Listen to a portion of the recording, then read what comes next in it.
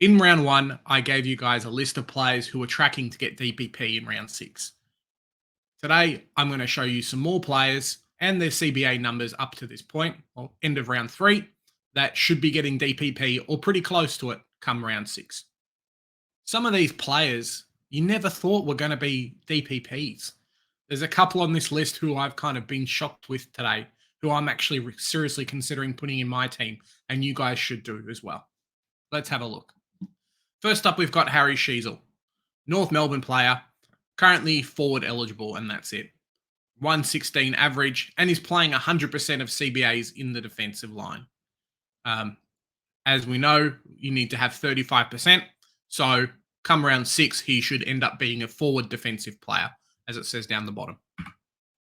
Next up, we've got Jack Zeeble. So similar position there, available to us in that forward line, came into the season really cheap, 100% defensive status. So every single CBA, this guy's lining up in the back line, which is fantastic and really provides an option there for a lot of people.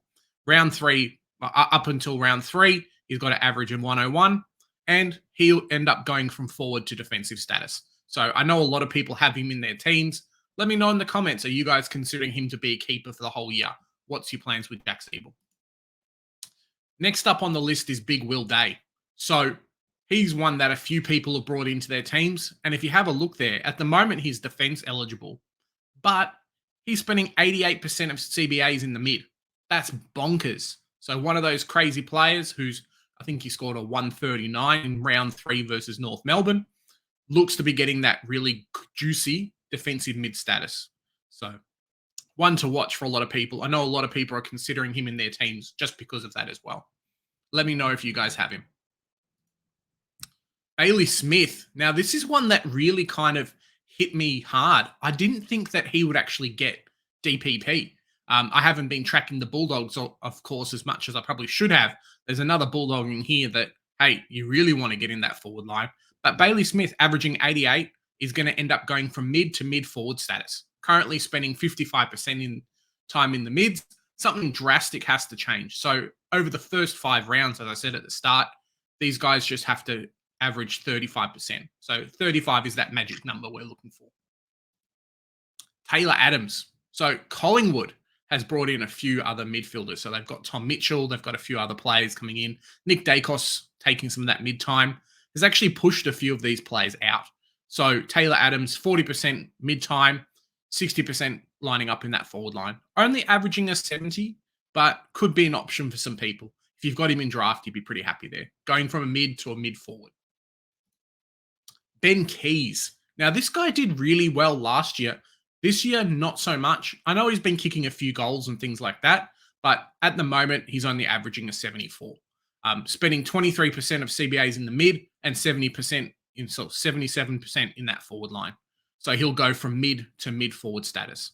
Nice little bad swing player there. Maybe you can put him on your bench if he ends up being really cheap. JAYDEN Short.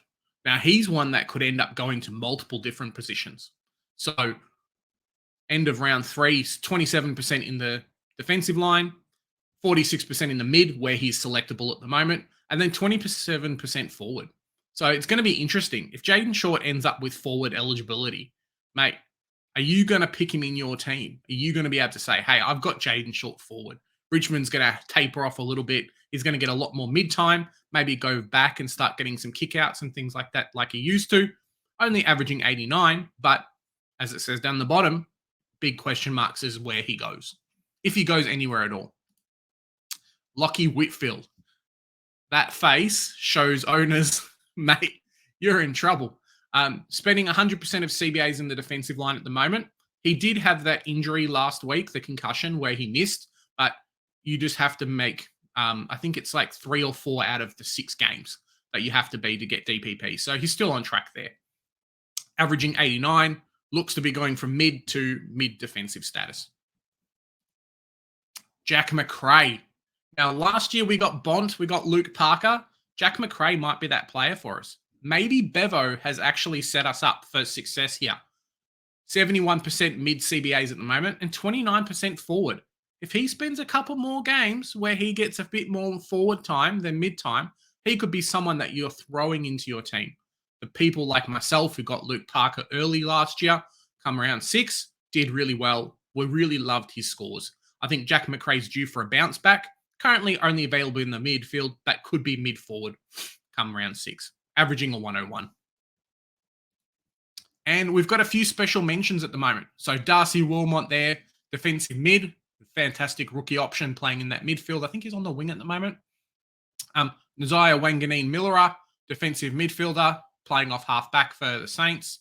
Cam Rayner, forward eligible. I think he's forward selectable at the moment, has been playing off half-back, so could end up being defensive status there. Josh Bruce, definitely one of those players. So playing in the forward line for us in Supercoach at the moment. He's intercepting off the halfback. If you had him, congrats. Lockie Ash, I think he's available in the defensive line, and you can get him in the midfield, or vice versa. Charlie Combin's one there. A lot of people missed out on him. I think he's got 270s and like a 40 at the moment. One of those ruck players who could end up being a fantastic loophole. I don't see him missing games if he's fit for the season. And then Oscar Baker there, the small forward, kind of the player that goes everywhere. Small forward there from the Bulldogs. They're going to end up getting mid-forward status. Alrighty, guys. That's a little bit of an update of the DPPs so far heading into round 4. Hope you guys found that informative. If you like the content, smash that subscribe button. Only 60% of you guys have subscribed. Also, 60% haven't subscribed who watch our stuff. So smash that. Let us know in the comments if any of these players are in your predictions. And remember, guys, we've got our Supercoach group. I'll put the information for that down in the description.